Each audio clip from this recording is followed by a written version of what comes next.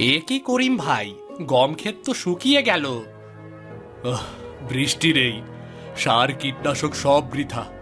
মনে হয় এই মাটি আর কিছুই দেবে না রে। ভাগ্য নয় ভাই, নতুন চিন্তা করো। মনে আছে ছেলেবেলায় বন্যার পর কচু দিয়েই তো বেঁচেছিলাম, মনে নেই তোমার? হ্যাঁ, কিন্তু এখনকার মানুষ কচুকে আগাছা ভাবে। ভাই, কচু এমন এক জিনিস যার সাথে আমার ছেলেবেলার হাজারো স্মৃতি জড়িয়ে আছে। এইটা একদম ঠিক কথা। একটা সময় ঘরে যখনই রান্নার কিছু থাকতো না, মা তাড়াতাড়ি একটু কচু রান্না করে সবাইকে খাওয়াতো। হ্যাঁ। আমাদের দেশে কি ভাই কচু এক ধরনের নাকি? কম হলেও 10 থেকে 20 রকমের কচু আছে। এমনও কচু আছে যার নাম পর্যন্ত জানি না। আমার মনে আছে একটা সময় আব্বা আমার নানা বাড়ি দিয়ে এক ধরনের কচু এনেছিল, যেটা আম্মা মাংস দিয়ে রান্না করেছিল। ভাই, বিশ্বাস করেন, আমি আমার জীবনের শ্রেষ্ঠ খাবার ওই দিনই খেয়েছি। এক ধরনের কচু আছে যার নাম পঞ্চমুখী। মা এক সময় সেই কচু দিয়ে আমাদের 3-4 দিন পার করিয়েছিল। কখনো খেতে একদমই কষ্ট হয়নি। আর এখন অনেকে এই কচু চেনেও না। শহরের মানুষ তো এই কচুর কথা জানেও না। ভাই, তাহলে এক কাজ করলে কেমন হয়? আমরা কচু চাষ করি। খুব ভালো বুদ্ধি দিলেন তো। মাটির নিচে হবে, রোদের কোনো চিন্তাও থাকবে না। মানুষকে আবার নতুন করে চেনাতেও পারবো। বুদ্ধি কিন্তু মন্দ না। তুমি আর আমি মিলে একটু কষ্ট করে আবার সেই পুরনো দিনের খাবার ফিরিয়ে আনবো। আমরা একবার চেষ্টা করে দেখি।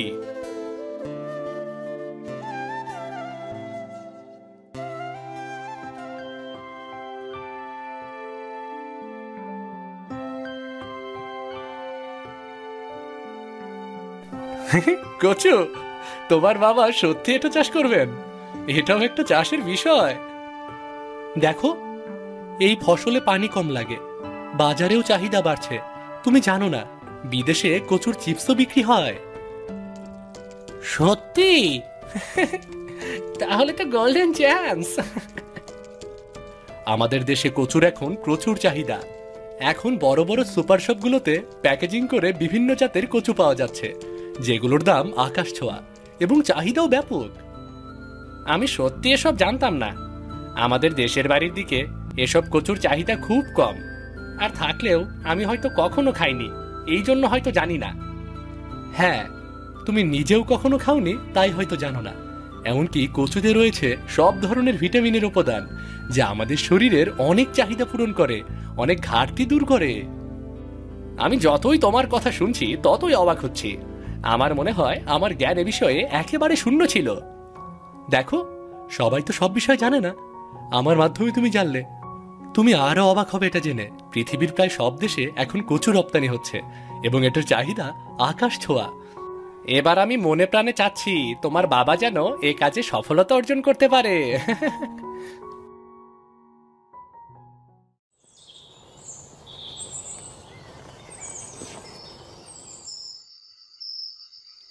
আব্বু, এই দেখো, কচুর ফল মাটির নিচে হয়, পুষ্টিও বেশি। দেশে বিদেশে এর ব্যাপক চাহিদা। মানুষ কিনবে তো। এখনকার মানুষ কি এই কচু চেনে নাকি? 98 সালের বন্যার সময় আমরা কচু ভেজে খেয়েছিলাম। মাটির নিচের এই ফল তো সৃষ্টিকর্তারই দান। তখন এই কচুই ছিল আমাদের একমাত্র ভরসা। বাজারে ভালো খাবারের চাহিদা বেড়েছে।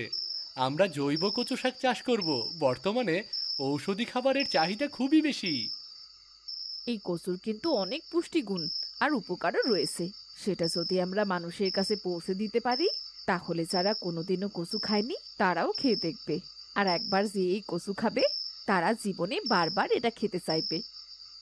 বাবা, তুমি হয়তো জানো না, শহরে অনেক বড় বড় সুপার শপ থাকে, যেখানে একটা দোকানের মধ্যেই পুরো বাজার থাকে। সেই দোকানগুলোতেও এই নানা জাতের কচু প্যাকেটজাত হয়, উচ্চ দামে বিক্রি হচ্ছে এবং এর চাহিদাও ব্যাপক। বাবা, তোমাদের কথা যদি সত্যি হয়, তাহলে আমার মনে হয় এই কচু শাকের বিকল্প আর কিছুই হতে পারে না। কারণ এতে কোনো লস নেই এবং এর ফলনে খরচও অনেক কম হয়। হ্যাঁ, মাটির নিচে হওয়ার কারণে ফসল শুকানোর বা নষ্ট হওয়ারও ভয় কম থাকে। তাহলে আমরা কাল থেকেই কাজে লেগে পড়ি। তোমরা কি বলো? জালালও আমাদের সাথে একসাথে কাজ করবে, ও আগ্রহ পোষণ করেছে। তাহলে তোমরা একসাথে কাজ শুরু করে দাও, দেরি করে লাভ নাই।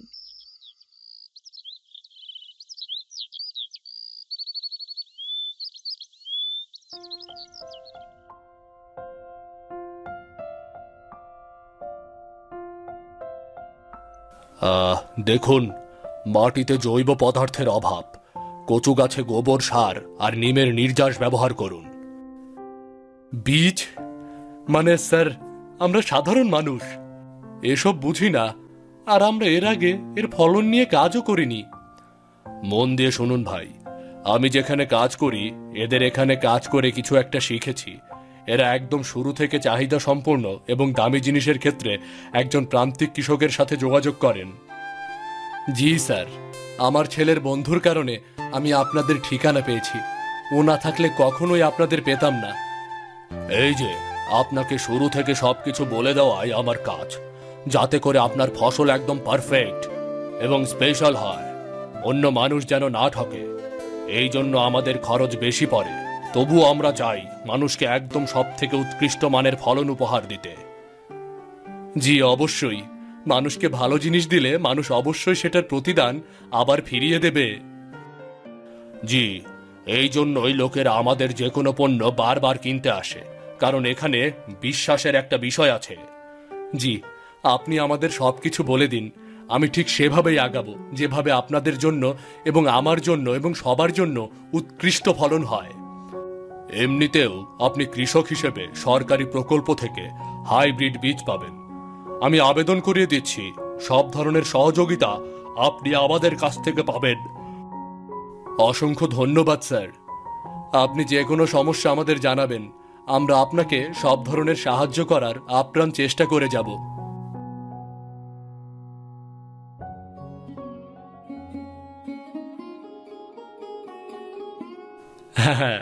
করিম মিয়া এখন কচু চাষি, বুদ্ধি পারছে নাকি? কি জালাল মিয়া, তোমার বন্ধু তোমারে ছাড়া একাই খেতে নাইমে গেল নাকি? আমি প্রায় মাসখানেক অসুস্থ হয়ে বিছানায়। সব ফসলের একটা সময় আছে, করিম তাই আমাকে ছাড়াই ক্ষেতের কাজ শুরু করে দিয়েছে। তোমারে আর সাথে নিব না। একবার মানুষ নিজের পথ খুঁজে পাইলে অন্য জনের লিগে বয়ে থাকে না। সেটা ওর ইচ্ছা, নিলে নেবে, না নিলে দরকার নেই। কচু তো সুগারের খাওন, ওই সব মানুষ খায় নাকি সাইফাস? করিম ভাই কখনো ফাঁকি দেয় না। দেখো, এইবার সফল হইব এবং আমাগো গ্রামের মুখ উজ্জ্বল করব। তাই জানি হয়, গ্রামের মুখ জানি উজ্জ্বল হয়, না হইলে করিমের মুখ আবার অন্ধকার হইয়া যাইব। আরে না না, কঠোর পরিশ্রমী লোক কখনো অন্ধকার নিয়ে আসে না, পরিশ্রম নিয়ে আসে সাফল্য আর আলো, বুঝলা? তো জালাল ভাই, তুমি এইবার কি করবা? তোমারে তো আর কচু শাক চাষ করতে দেখলাম না। দেখি কপালে কি আছে, কপালে যা আছে তাই তো হবে, তাই না?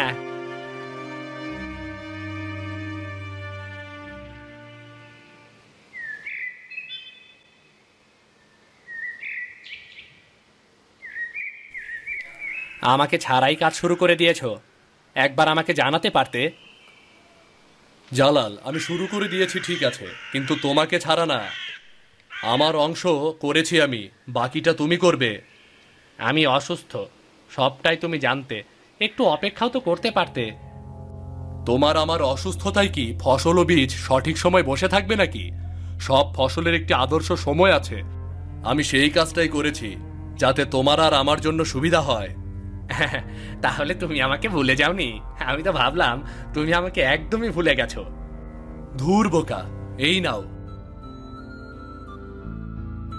হাতে হাতে কাজ করো, অনেক কাজ রয়ে গেছে, আমি আর একা কাজ করতে পারছি না। মনে আছে স্কুলে পড়ার সময় এই মাঠে আমরা ফুটবল খেলতাম? হ্যাঁ রে, তখন ফসলও ভালো হতো। কি যেন হারিয়ে গেছে, এই বাতাস, আলো, সময়, আবহাওয়া সব হারিয়ে গেছে। সত্যি, আগের মতো কিছুই নেই। আগে যা ফসল লাগাতাম তাই সোনা হয়ে যেত, কিন্তু এখন পরিশ্রম করেও কোনো ফল পাওয়া যায় না। এটাই কথা, আগের সবকিছুর সাথে এখনকার কোনো কিছুর যেন কোনো মিল নেই। এবার ফিরে পাবি ভাই, কচুই আমাদের ইতিহাস লিখবে। আমরা আশার আলো জেলে থাকি, যেন আমাদের এই আলো কখনো নিভে না যায়।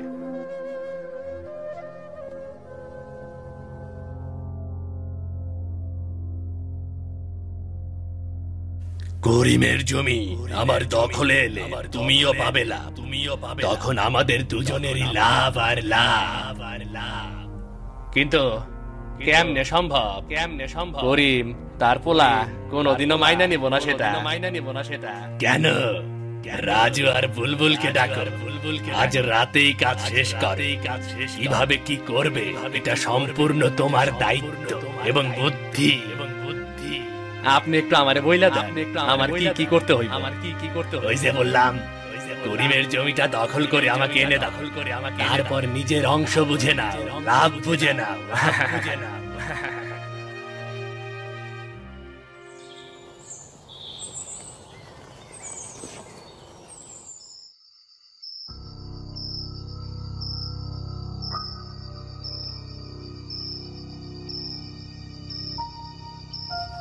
এই রাতের আধারে এত বড় ষড়যন্ত্র কি করে করলে আব্দুল?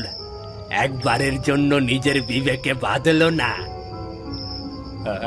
না মানে আমি না মানে কি? কিভাবে একজন মানুষ হয়ে অন্যের সুখগুলোতে আগুন লাগিয়ে দিচ্ছ? অন্যের কথা না ভাবো, নিজের গ্রামের কথা তো একটিবার ভাবতে পারো। ওই সিকান্দার এইসব আমারে করতে কইছে, এইসব করলে লাভের অংশ আমারে বুঝাইয়া দেব কইছে। আমি লোভে পইরা রাজি হইছি।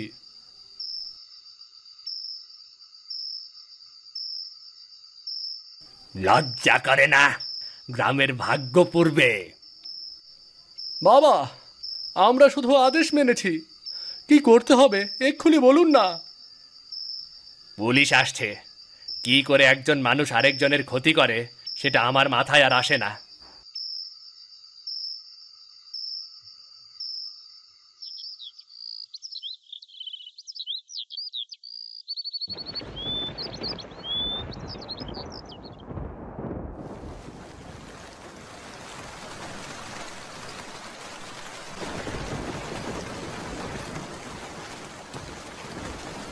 এত কষ্ট করে লাগালে যদি নষ্ট হয়? কত আশা ভরসা করে আমাদের এই চারাগুলো এবার লাগানো হতো। বাবা, তুমি চিন্তা করো না, কিচ্ছু হবে না। তুমি একটু নিজের উপর ভরসা রাখো। অমন কষ্ট পেও না দয়া করে। হয়তো এটা আমাদের জন্য পরীক্ষা। পরীক্ষার ফলাফল পরিশ্রমীদের জন্য সব সময় সুখকর হয়। আর কত পরীক্ষা দেব বলো? এত পরীক্ষার দিতে পারছি না। পরীক্ষা দিতে দিতে আমি ক্লান্ত। এবার একটু স্বস্তি চাই। বাবা, এবার আপনি জয়ী হবেন, অবশ্যই হবেন। বৃষ্টি থেমে গিয়েছে। এই বৃষ্টি খুব অল্প সময়ের জন্য, চারার কোনো ক্ষতি হবে না। তাই যেন হয়। এই চারা আমাদের স্বপ্ন। এবার এই চারা দিয়েই স্বপ্নের জাল বুনেছি। কিছুতেই আমি এবার আমার এই স্বপ্ন ভাঙতে দেব না, নষ্ট হতে দেব না।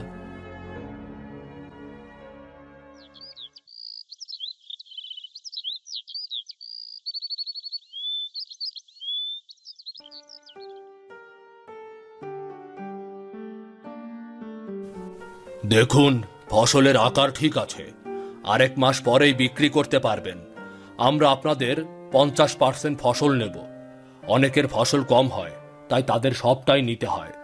আপনার ফসলের মান ভালো এবং অনেক বেশি ফলন। 50% নিলে আমাদের অনেক হয়ে যাবে।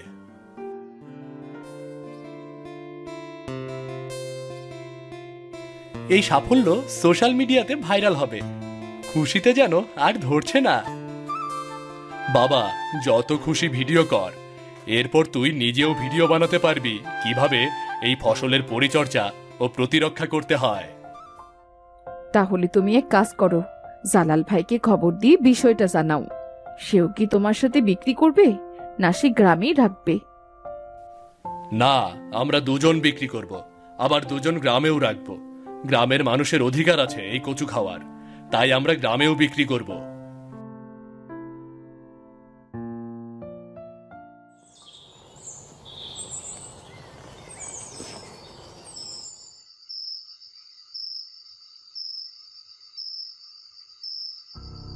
আমি নিজেও তো একজন চাষি, এত ঈর্ষা কেন?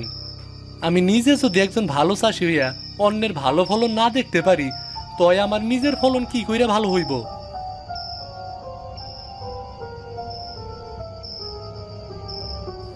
দেখো আব্দুল, সেদিন আমি তোমাকে কিছুই বলিনি, কারণ আমি কিছুতেই মিলাতে পারছিলাম না আমি তোমার কি ক্ষতি করেছি যার কারণে তুমি আমার সাথে এমন আচরণ করেছিলে।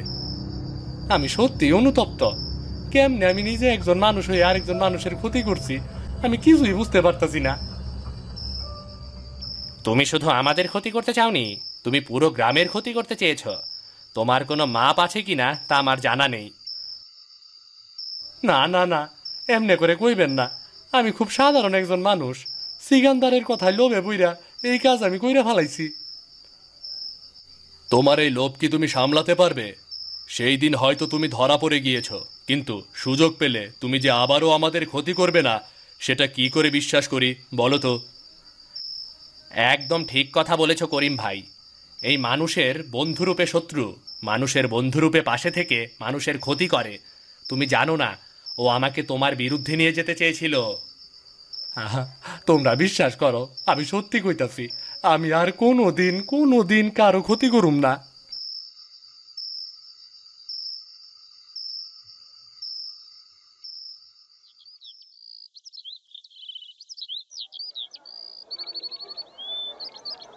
শহরেও পাঠাও, আমরা এত সুস্বাদু খাবার সত্যি কম পাইছি, তাও আবার নিজে গ্রামের ফলন। এই কচু এখন গ্রিন গোল্ড। আমাদের এই কচু গ্রাম থেকে শহরেও যাচ্ছে, শহরের মানুষ আমাদের এক কচু খেয়ে আবারও চাচ্ছে। কিছুদিন আগে কয়েকজন লোক এসেছে বিদেশ থেকে এই কচুর রপ্তানি প্রসঙ্গে। আমি বলেছি আগামী বছর, এ বছর আমাদের গ্রামের মানুষ মন ভরে কচু শাক খাবে। আমরা আমাদের এই কচু চাষে এতটা সফলতা পাবো কখনোই আশা করিনি। আমাদের পাশে আমরা আমাদের গ্রামবাসীদের পেয়েছি। আমাদের আশপাশের সকলে ছিল বলে আজ আমরা এই সফলতার মুখ দেখতে পেরেছি। আর আমাদের এই ফলন গ্রাম ছেড়ে শহর, এরপর বিদেশেও রপ্তানি করার মতন যোগ্যতা অর্জন করেছে। এই অর্জন সবার, এই অর্জন শুধু আমার আর জালালের নয়। আপনারা সবাই এভাবে আমাদের পাশে থাকবেন। আমরা একসময় আমাদের সবকিছুতেই জয়ী হব।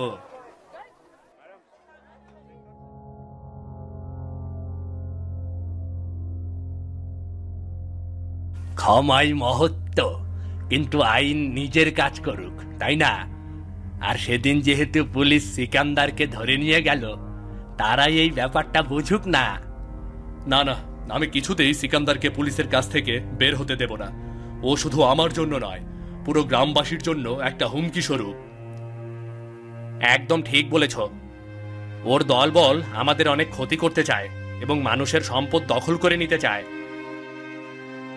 কত মানুষ যে ওর জন্য নিঃস্ব হয়ে গেল তার কোনো হিসাব নেই। মোখলেস ভাই, তোমাকে অনেক ধন্যবাদ। তুমি না থাকলে সেদিন আমাদের এই কষ্টটা জ্বলে পুড়ে ছারখার হয়ে যেত। না না, কি বলো করিম, এটা আমার দায়িত্ব, কর্তব্য। আমরা সবাই ভাই ভাই, আমাদের এই বন্ধন সবসময় অটুট থাকুক।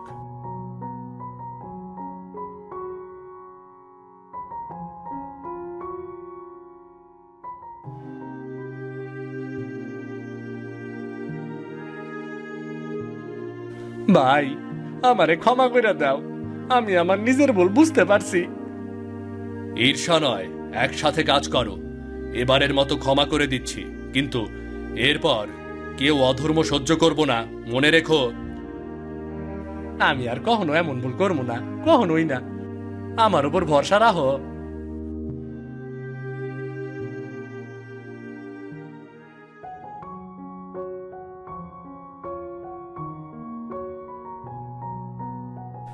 দেখো, মাটির নিচেই লুকিয়েছিল আমাদের ভবিষ্যৎ। এই মাটি হচ্ছে সোনা, এই সোনাকে আমরা কিছুতেই অবহেলা করব না। তুমি একদম ঠিক বলেছ।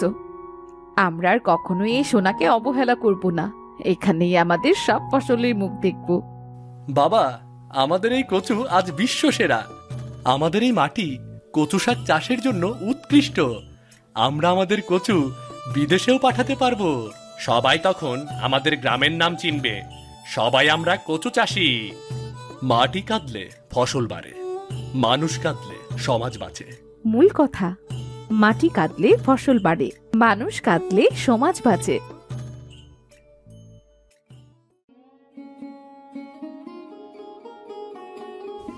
তাড়াতাড়ি কাজে যেতে হবে, দেরি হয়ে গেলে আজকেও কাজ পাওয়া যাবে না। মহাজন অন্য কাউকে কাজটা না দিয়ে দিলেই হয়। তুমি কাজে বেরোচ্ছ? হ্যাঁ, কিছু বলবে গো? সুটকির জ্বরটা কিন্তু আবার বেড়েছে। সে কি আবার?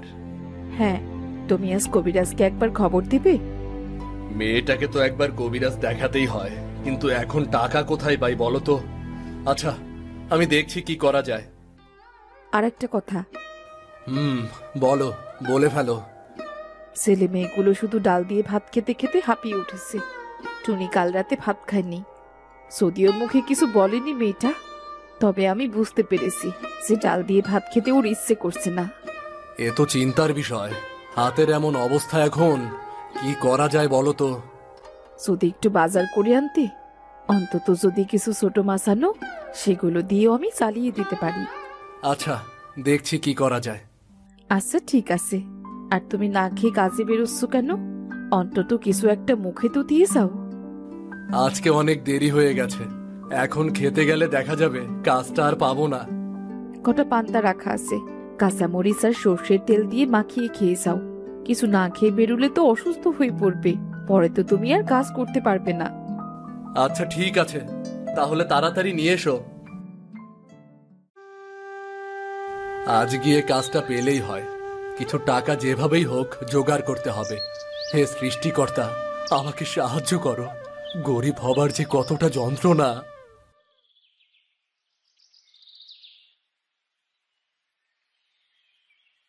আর কামাল, তুই কোথায় যাচ্ছিস? তোর না কাজে যাওয়ার কথা? আরে, আমি তো কাজেই যাচ্ছিলাম। যাক, দেখা হয়ে ভালোই হলো। কেন রে, কোনো কিছু হয়েছে নাকি? সমস্যা কোনো? আজ কাজে গিয়ে কোনো লাভ নেই রে। আজ কাজ কম, মহাজন অন্য লোক নিয়েছে। আমাকে কালকে যেতে বলেছে। কাল থেকে আবার আমাদের কাজ শুরু হবে। এ তো ভারী বিপদ হলো। কাজ না পেলে তো সমস্যা হয়ে যাবে রে। ছোট মেয়েটা অসুস্থ, ভেবেছিলাম একটা কবিরাজ দেখাবো। এখন কি করি বলতো? কাজ না পেলে তো টাকাও পাওয়া যাবে না। আমি দক্ষিণ পাড়ার এক মহাজনের কাজ মাঝে মধ্যে করে দিই। তুই চল আমার সাথে, নিশ্চয়ই ওখানে কাজের ব্যবস্থা হয়ে যাবে। আচ্ছা ঠিক আছে, চল চল।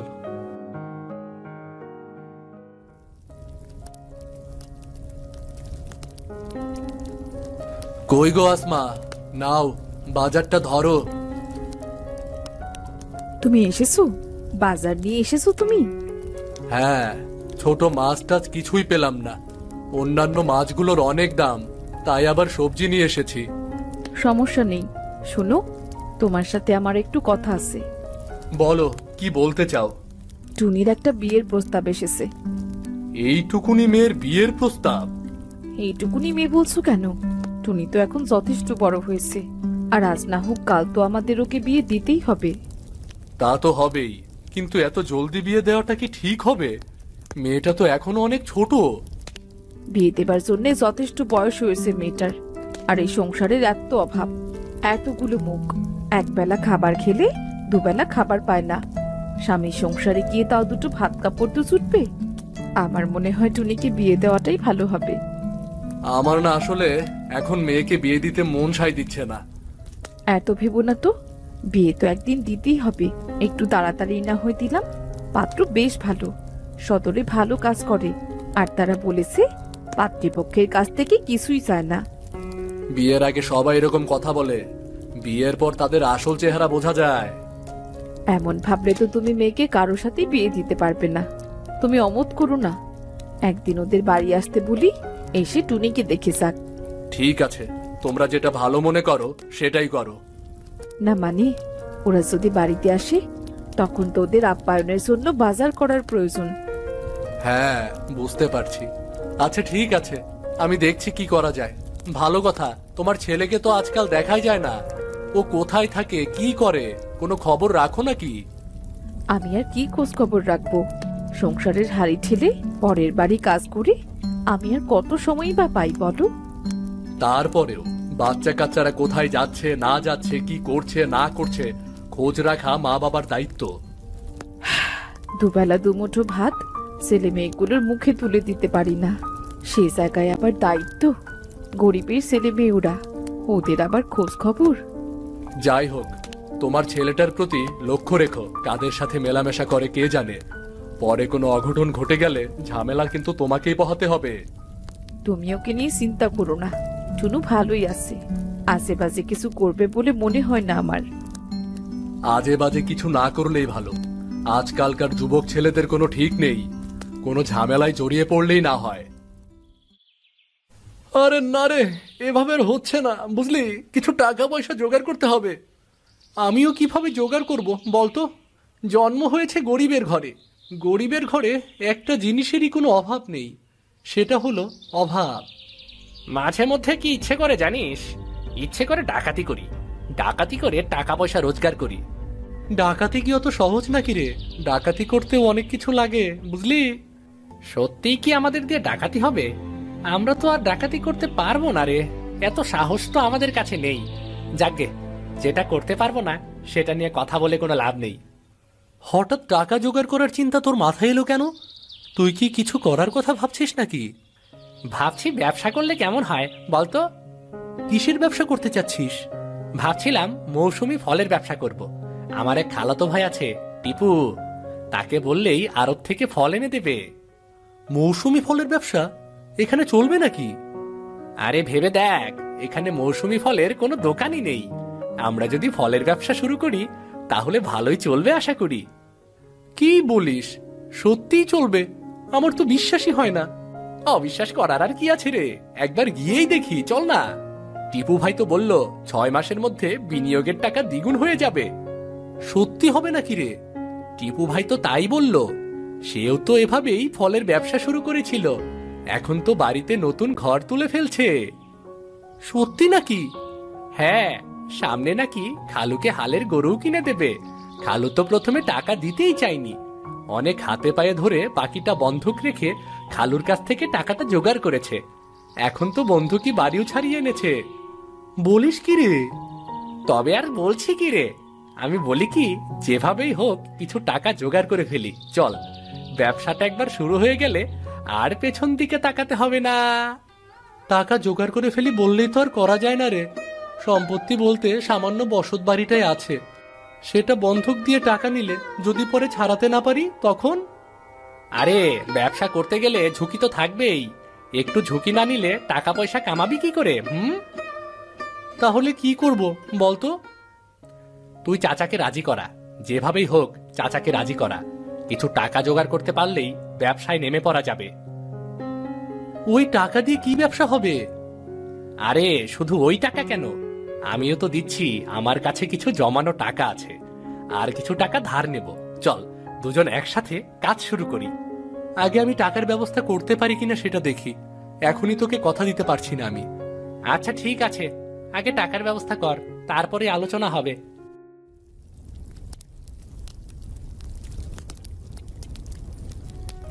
সুটকি, তুই এখানে কি করছিস?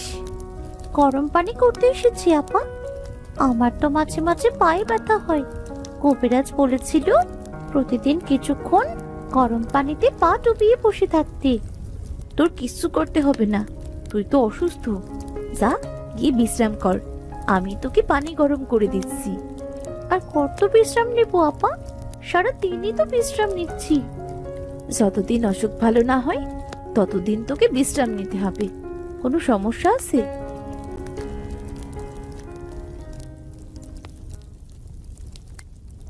টুনি, আই টুনি, তুই চুলার কাছে এসে কি করছিস? সুটকির জন্য পানি গরম করছি মা। তোকে চুলার কাছে থাকতে হবে না, তুই ঘরে যা তো। কেন মা? চুলার কাছে থাকলে কি হবে? তোর না বিয়ের কথাবার্তা চলছে, চুলার কাছে থাকলে তো গায়ের রং ময়লা হয়ে যাবে। আমার বিয়েতে খুব মজা করব। অনেকদিন কোনো বিয়েতে মজা করা হয় না। চুপ থাক, আমি বিয়ে করলে তো মজা করবি। মা, আমি বিয়ে করব না। ইস, বললেই হলো যে বিয়ে করবি না। পাত্রপক্ষ আজ তোকে দেখতে আসবে, যা ঘরে যা।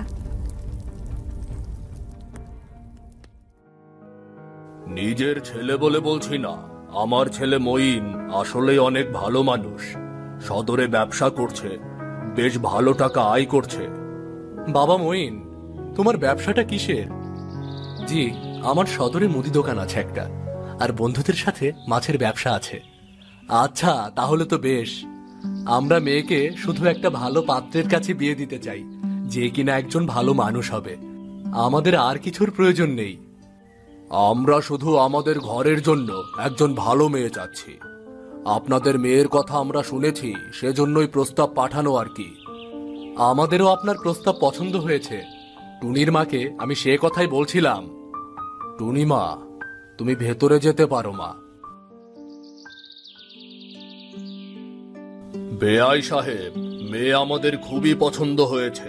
যত তাড়াতাড়ি সম্ভব আমরা দিনক্ষণ পাকা করতে চাই। জি, দিন পাকা করুন, আমাদের কোনো আপত্তি নেই। তবে একটা কথা ছিল। জি বলুন। আমাদের কোনো দাবি দাবা নেই সেটা ঠিক আছে, তবে সদরে আমার ছেলের দোকান আছে। সে দোকানে প্রতি মাসে জিনিসপত্র তুলতে হয়। সেই জিনিসপত্র তোলার খরচ বাবদ কিছু টাকা যদি দিতেন। কত টাকা প্রয়োজন? এই বেশি না, এই ধরুন গিয়ে 50,000। 50,000 টাকা? আপনি তো আমাদের অবস্থা দেখতেই পাচ্ছেন বেআই সাহেব। সব জেনে শুনেই তো আপনারা এসেছেন এখানে। এত টাকা আমরা কোথায় পাবো? ভেবে দেখুন বেআই সাহেব, আমরা তো মাত্র 50,000 চেয়েছি, অন্য কেউ হলে আরো বেশি চাইতো। আপনারা চিন্তা ভাবনা করে দেখুন আর আমাদেরকে জানাবেন। আমরা তাহলে আজ উঠি, কেমন? আচ্ছা, ঠিক আছে।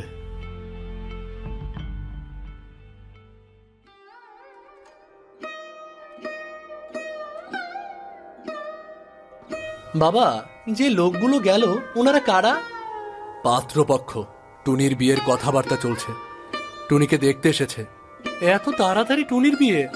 মা, বাবা, তোমরা এত তাড়াতাড়ি টুনির বিয়ে কেন দিচ্ছ? ও তো এখনো অনেক ছোট। সংসারে এত অভাব, তোর কি কখনো চোখে পড়েছে এগুলো? অভাব দেখেই তো বিয়ে দিচ্ছি রে। গরিবের ঘরের মেয়ে, আবার ছোট বড় কি রে? মেয়েকে স্বামীর ঘরে পার করে দিচ্ছি, সেটাই অনেক। ভাত কাপড়ের অভাব হবে না। বিয়ে দিলেই কি তোমরা ভাত কাপড়ের অভাব থেকে মুক্তি পাবে মা? আর আমি তো চেষ্টা করছি, আমাকে একটু সময় দাও। তোমাদের সহযোগিতা তো আমার প্রয়োজন, নাকি? সহযোগিতা? কিসের সহযোগিতা? আমি আর মিঠু ঠিক করেছি আমরা ব্যবসা করব। সেটার জন্য আমাদের টাকার প্রয়োজন। ব্যবসা? কিসের ব্যবসা করবি? আমরা ঠিক করেছি আমরা ফলের ব্যবসা করব বাবা। তোমার সাথে এই ব্যাপারে কথা বলতে এসেছি। আমার কিছু টাকার প্রয়োজন। তোর কি মনে হয় আমি টাকার গাছ লাগিয়ে রেখেছি যে ঝাড়া দিবি আর টাকা পড়বে?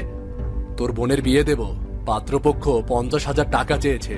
সে টাকা আমি কোথা থেকে দেব সেটাই তো বুঝতে পারছি না। যারা টাকা চেয়েছে তাদের কাছে মেয়ে বিয়ে দেওয়ার দরকার কি? তুমি ওদের না করে দাও। পরে বোনের জন্য পাত্র কোথায় পাবি? পাত্রর খোঁজ তুই দিবি? এসব ব্যবসা করে টাকা পয়সা নষ্ট করার কোনো প্রয়োজন নেই। গরিবের আবার ব্যবসা? একটা কাজ খুঁজে নিয়ে কাজ কর, যা। তুমিও তো প্রতিদিন কাজ করেই যাচ্ছ, কোনো উন্নতি করতে পারছো? আর একটু ঝুঁকি নিয়ে ব্যবসা করলে যদি লাভ হয় তাতে সমস্যা কি? সমস্যা হচ্ছিস তুই আর তোর বড় লোকি মগজ। এসব চিন্তা মগজ থেকে ঝেড়ে ফেলে কোনো একটা কাজ খুঁজে নে, কাজ কর।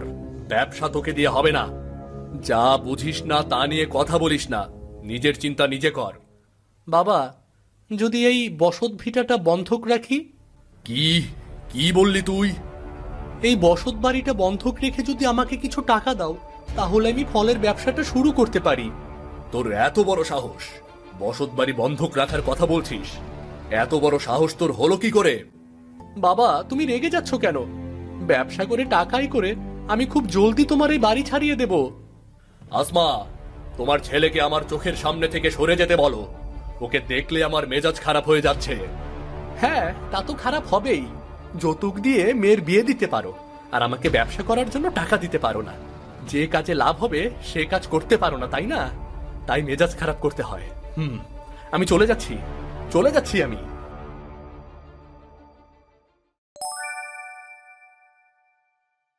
টুনির বিয়ের জন্য তুমি বসত বাড়ি বন্ধক রেখে টাকা নিলে, কিন্তু এই টাকা শোধ করবে কিভাবে ভেবেছো? অনেক বেশি পরিশ্রম করতে হবে, এছাড়া আর কি করব। এখন গরিব বাবার এটাই সংসার, এটাই সংগ্রাম। আগামীকাল ভালোই ভালোই টুনির বিয়েটা হয়ে যাক। ভালো কথা, তোমার নবাব পুত্তুর কোথায় টুনু? টুনু কি আর এখন বাড়িতে থাকে? বাইরে বাইরে কোথায় কোথায় ঘুরে বেড়ায়, কি করে কে জানে। ওকে আগামীকাল বাড়িতে থাকতে বলো, বিয়ে বাড়ি কিন্তু অনেক কাজ আছে।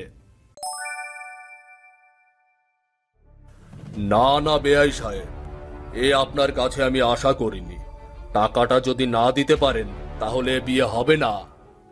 বিশ্বাস করুন বেআই সাহেব, আমি সত্যি বলছি, টাকাটা ঠিক মতোই রেখেছিলাম, কিন্তু কেন যে টাকাটা খুঁজে পাচ্ছি না আমি বুঝতে পারছি না বেআই সাহেব।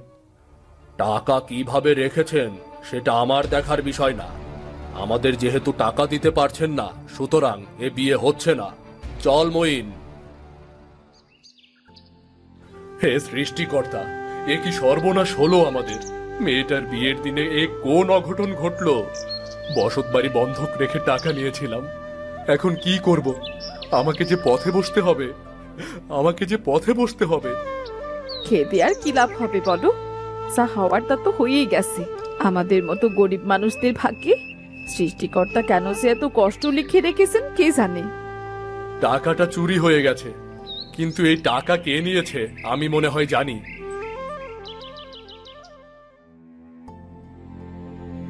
কি ব্যাপার মা, বাবা, তোমরা কাঁদছো কেন? দাঁড়া, তোর হাতে এগুলো কিসের জিনিসপত্র? বাবা, আমার ব্যবসায় অনেক লাভ করেছি, আজ বোনের বিয়ে, ভাবলাম বাড়ির সবার জন্য কিছু জিনিসপত্র নিয়ে আসি। ব্যবসার লাভ? লাভ শিখাতে এসেছিস আমাকে? চুরির টাকায় জিনিসপত্র এনে এখন ব্যবসায় লাভ শিখাচ্ছিস তুই? বাড়ি বন্ধক রেখে তোর বোনের বিয়ের জন্য আমি টাকা এনেছিলাম, সেই টাকা চুরি করতে তোর লজ্জা করলো না? বাবা, তুমি কি বলছো? আমি তো কিছুই বুঝতে পারছি না। আমি তো এগুলো... থাম, আর মিথ্যে বলতে হবে না। তুই একজন মিথ্যেবাদী, শুধু তাই নয়, একজন চোরও তুই।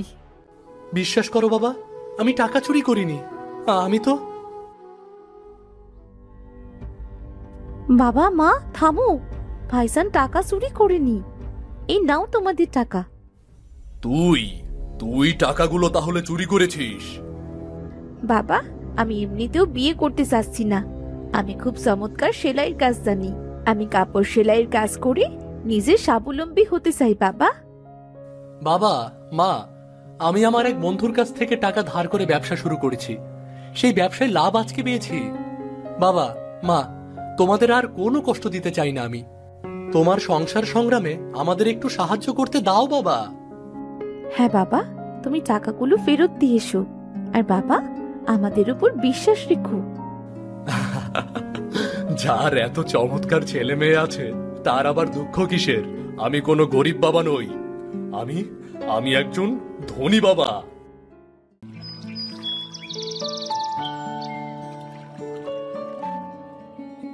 কানাইহাটি গ্রামে বাস করত মিনু ও তার বাবা। মিনুর মা একটা কঠিন রোগে মারা যায়, আর এরপর তার বাবা মিনুর কথা চিন্তা করে আরেকটা বিয়ে করে। তার সৎ মায়ের একটা ছেলেও হয়। মিনুর ভাই রাজু বেশ বড় হয়।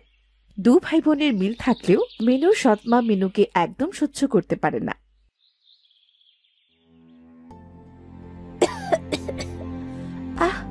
আজকাল শরীরটা যেন বড্ড বিশ্রাম নিতে চায়, শরীরটা যে বোঝে না আমার জন্য বিশ্রাম না। মা গো, আমাকে তোমার মতো আকাশের তারা বানিয়ে দাও না মা, না হলে আমার কাছে তুমি ফিরে এসো। কইরে সাইকুড়ানি, সারাদিন খালি টই টই করে ঘোরা, আর কাজের সময় হলে হাতে যেন ফসকা পড়ে। কিরে, কাজ করা হয়নি নাকি? কখন এসেছিস রান্নাঘরে? হ্যাঁ, কাজ তো করছি মা, রান্নাঘরের কাজ শেষ, জল এনে এক্ষুনি রান্না বসাচ্ছি। তাড়াতাড়ি হাতটা নাড়া, তোর বাবা তো দোকানে যাবে, রাজু স্কুলে যাবে। ইস, একে নিয়ে আর পারি না বাপু।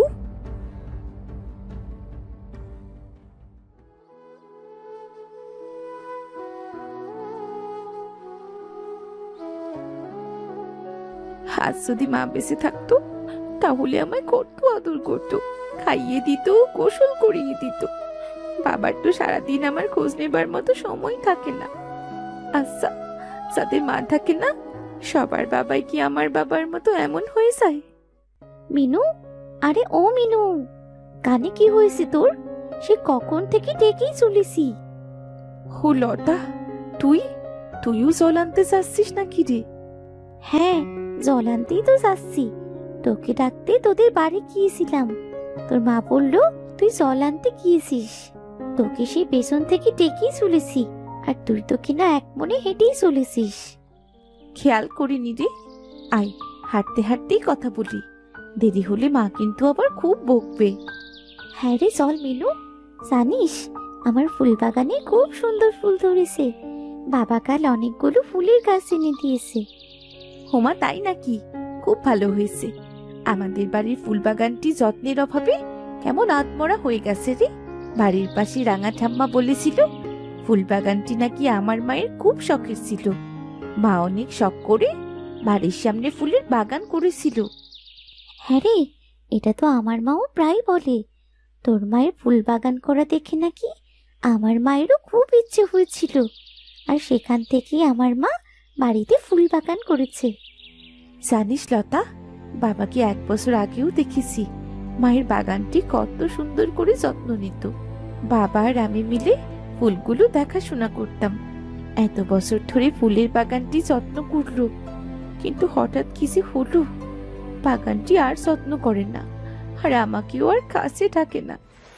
কাঁদিস না মিনু, আস্তে আস্তে সব ঠিক হয়ে যাবে। আমরা চলে এসেছি, চল জল নিয়ে তাড়াতাড়ি বাড়ি ফিরি। মিনুদের ঘরের সামনে আধমরা একটা ফুলের বাগান। বারান্দায় বসে এক দৃষ্টিতে ফুলের গাছের দিকে তাকিয়ে আছে মিনুর বাবা কমল। এই ফুলের বাগানে আমার আর রমার কত স্মৃতি জড়িয়ে আছে। কত শখ করে ফুল বাগানটি করেছিল। এত বছর তো বাগানটি আগলে রেখেছি, কিন্তু এখন আর পারছি না। এই ফুলের বাগানে ঢুকলে আমার মনটা যে দুমড়ে মুচড়ে যায়। কই গো, এতটা বেলা হয়ে গেল, সকাল সকাল দোকানে যাবে না? মা, ও মা, এই যে মা, আমার যে বড্ড খিদে লেগেছে, কিছু খেতে দাও না মা। আমাকে খা, সকাল সকাল কিছু পাস না? আমাকে খেয়ে পেটটা ঠান্ডা কর। এই লোকটাকে সেই কখন থেকে ডেকেই চলেছি, আর এখানে থ হয়ে বসে আছে। এই যে, এই কানে শুনছো না নাকি? এই তো, কি বলছো কি? খেয়াল করিনি আমি। এখানে অমন হাঁ করে সকাল সকাল বসে রইলে কেন? শরীরটা ভালো লাগছে না, খাবার থাকলে 4টে খাবার দাও, দোকানে চলে যাই খেয়ে। সকাল হতে না হতেই সবাই আমার কাছে খাবার চাও। বলি কয়দিকে যাবো আমি? কয়দিকে যাবো? তোমার মেয়েকে দিয়ে একটা কাজও যদি ঠিকভাবে করানো যায়। সে কখন বেরিয়েছে জল আনতে, আর এখনো তার কোনো খোঁজ নেই। ছোট মানুষ যা পারে তাই করে। তোমার মতো বুদ্ধি থাকলে তোমার মতোই কাজ করতো। ছোট মানুষ? বলি ছোট মানুষ? খাবার সময় তো আর ছোট থাকে না, কাজের সময় ছোট। খাটের মরা সব এসে জুটেছে আমার ঘাড়ে। সকাল সকাল আমি ঝগড়া করতে চাচ্ছি না, খাবারের আমার দরকার নেই। আমি দোকানে গেলাম।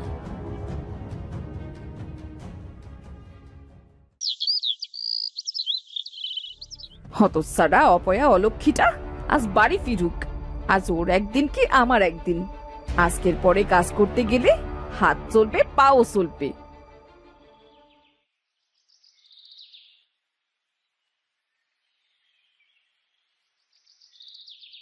মা মনে হয় খুব রেগে আছে। আজ কি খুব দেরি হয়ে গেল? হতচ্ছাড়িটা এসেছে দেখছি। দাঁড়া, আজ তোকে মজা দেখাচ্ছি।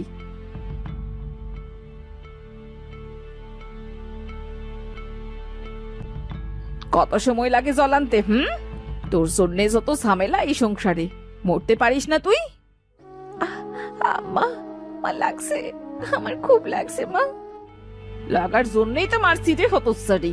তোর মা মরেছে, তোকে আমার ঘাড়ে দিয়ে বেঁচে গেছে। জমের কালে তুই কবে যাবি?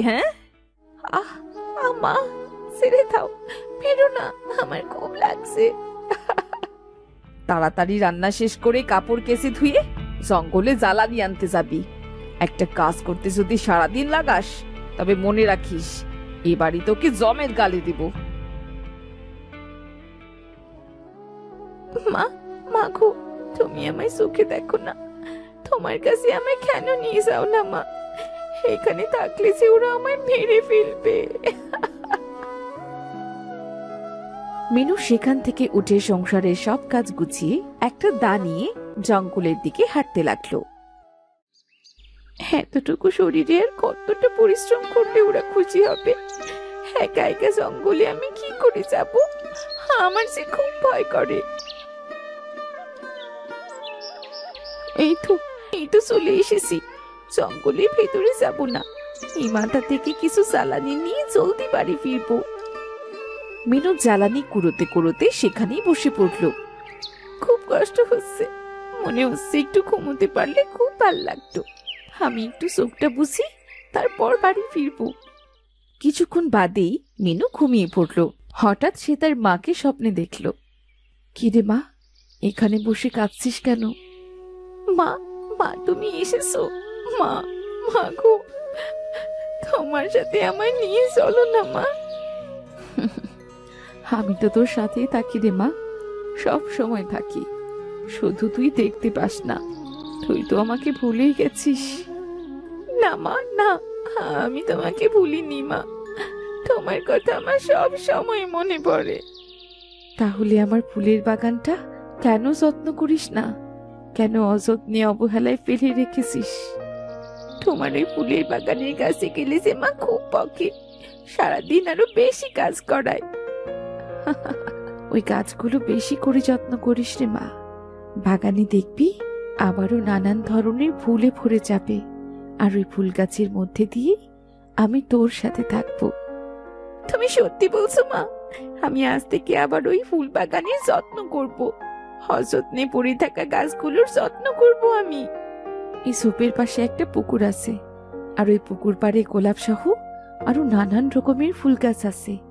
যাবার সময় নিয়ে যাস, দেখবি তোর ফুল বাগান ফুলে পরিপূর্ণ হয়ে যাবে। তোর দুঃখ কষ্ট সব দূর হয়ে যাবে। মা, মা কোথায় তুমি? মা গো,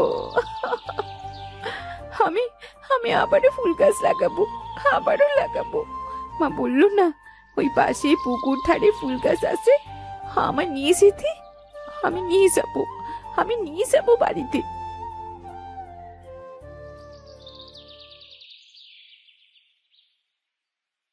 ফুল গাছ, গাছগুলো কি কেউ যত্ন করে না? তবু কত সুন্দর। মা তো এই ফুলগুলোর কথাই বলেছে। যাই, কটা ফুল গাছ নিয়ে বাড়ি ফিরি। আজ আবারও আমি ফুল বাগানে যত্ন নেওয়া শুরু করব।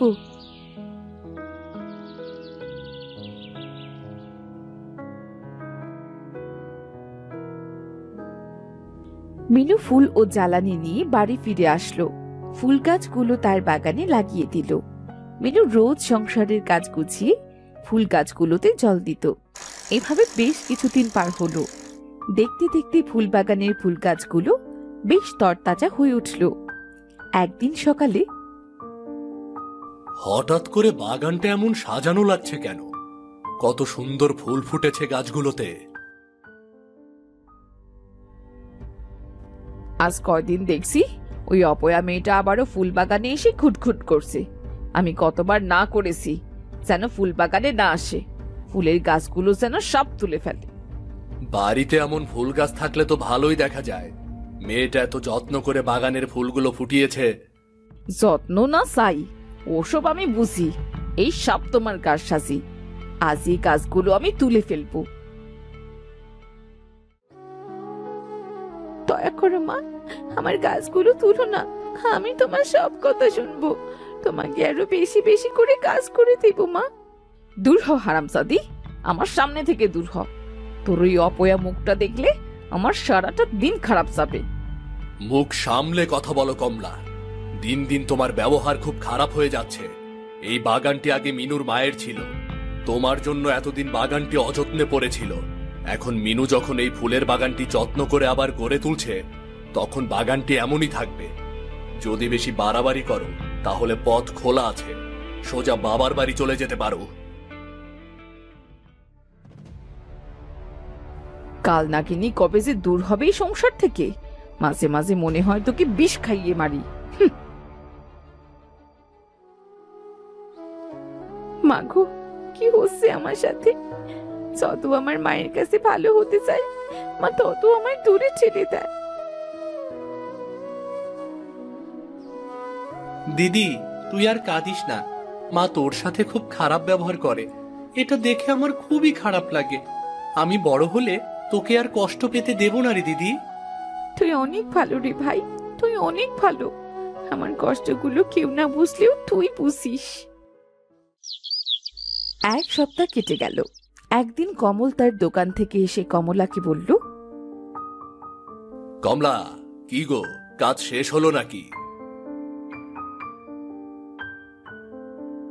কেন, হলোটা কি? কিছু বলবে নাকি? হ্যাঁ, দোকানের কিছু জিনিস আনতে আজই শহরে যাব, 2 দিন পরেই ফিরে আসব। হঠাৎ করে এভাবে যাবে?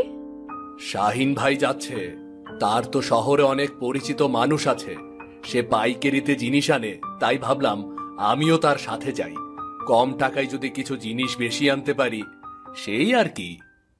বুঝেছি বুঝেছি, যাবে যখন তো কিছু মুখে দিয়ে যাও। সকাল ধরে তো কিছুই খেলে না। পথে কিছু খেয়ে নেব, ছেলে মেয়ে দুটোকে দেখে রেখো। এইটা নিয়ে তুমি একটু ভেবো না, আমি ওদের 2 ভাই বোনকে খুব যত্ন করে রাখবো। ভালো করে দেখে রাখবো।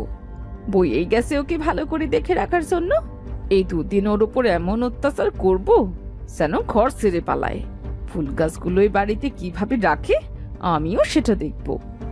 কিরে মিনু, এই মিনু, এই খুঁটি কুরুনি, অপয়া গেলি কোথায় রে? হ্যাঁ মা, বলো। এই তো আমি ঘর মুছছিলাম। বলো কি বলবি? বলো কি বলবে? খুঁটে কুরুনির ঢং দেখো, ঘর মোছা হয়েছে তোর? হ্যাঁ মা, এই তো প্রায় শেষ হয়ে এসেছে। ঘর মুছে দেখ, বাইরে কিছু কাপড় রাখা আছে, কাপড়গুলো নেড়ে রান্নাটা বসা দেখি। আচ্ছা মা, আমি এক্ষুনি যাচ্ছি।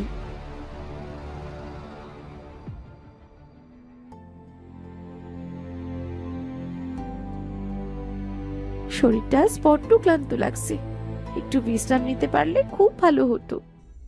বাবা গো বাবা, মাজাটা গেল রে বাবা। ও আরে ওই খুঁটি কুরুনি, সাই কুরুনি, হতসারা অলক্ষী, তুই এটা কি করেছিস রে? ওরে বাবা রে, কি সর্বনাশ হলো রে।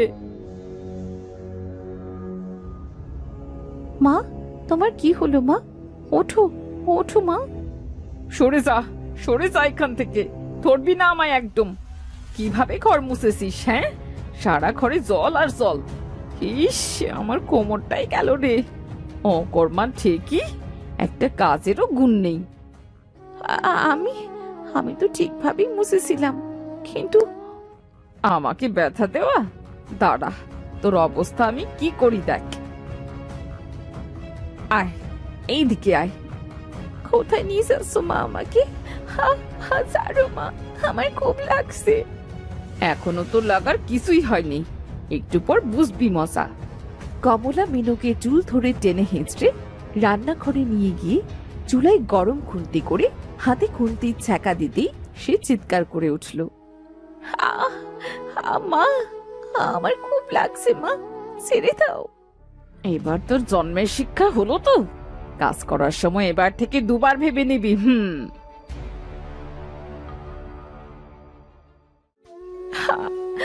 সৃষ্টিকর্তা, এত নির্যাতন যে আমার আর সহ্য হয় না, আমাকে আকাশের তারা করে দাও।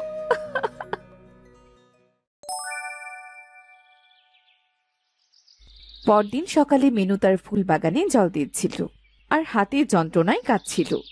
এদিকে কমলা মিনুকে ঘরে না দেখে রেগে মেগে বাইরে এসে দেখল, কিরে হতচ্ছারি, তোর দেখছি এখনো শিক্ষে হয়নি। বাড়ির কাজ না গুছিয়ে মরতে মরতে এই ফুল বাগানে এসেছিস। দাঁড়া, আজ তোর ফুলগুলোর কি অবস্থা করি দেখ। আমি সব কাজ গুছিয়ে তুই এসেছি মা। দয়া করে আমার ফুলগুলোর কিচ্ছু করো না। সর বলছি, সামনে থেকে সর অপয়া।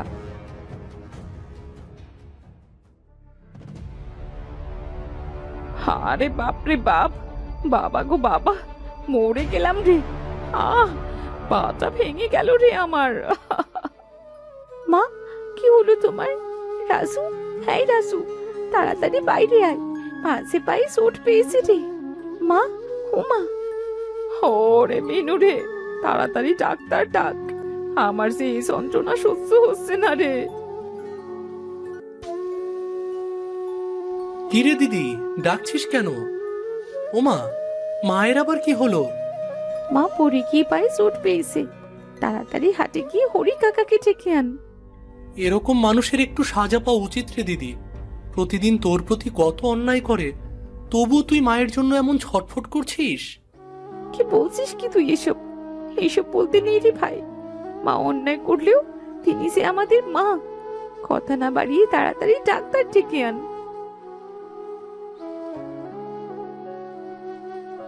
মা, মা তোমার কিচ্ছু হবে না, ভাই এক্ষুনি ডাক্তার আনবে।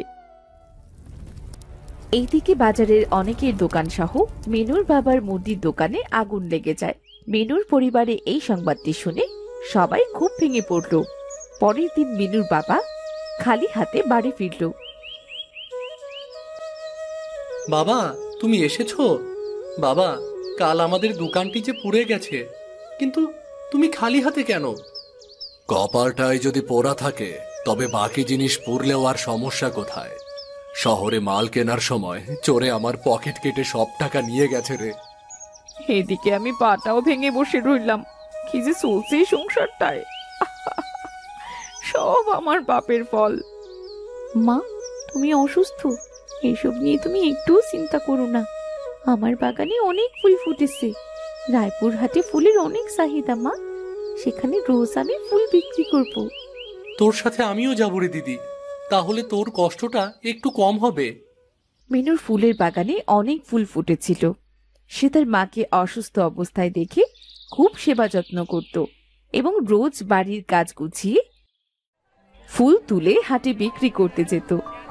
ফুল নিয়ে যান, ফুল একদম টাটকা টাটকা সতেজ ফুল। ও দাদা, এইদিকে আসুন, আমার দোকানে একদম টাটকা ফুল পাবেন। বাহ, ফুলগুলো তো সত্যি একদম টাটকা। এখান থেকে পুজোর জন্য রোজ ফুল নেই, কিন্তু সব বাসি ফুল। এ বাজারে একদম ভালো ফুল পাওয়াই যায় না। এই ফুলগুলো আমার বাগানের, রোজ আমি বাগান থেকে ফুল ছিঁড়ে এখানে বিক্রি করতে আসি। বেশ বেশ, এখন থেকে আমি রোজ তোমার এখান থেকে ফুল নেব। দাও, আমাকে এখান থেকে কিছু ফুল দাও।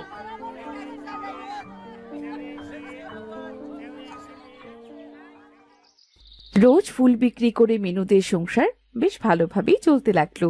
ফুল বিক্রি করে মিনু তার মায়ের চিকিৎসাও করাতে লাগলো। ওঠো মা, ওঠো, তোমার জন্য ওষুধ এনেছি, ওষুধ খেয়ে নাও। তুমি খাবার খেয়েছো মা? হ্যাঁ রে মা, খেয়েছি। তাহলে ওঠো, ওষুধটা খেয়ে নাও মা। রাজু, একটু জল নিয়ে আয় তো ভাই।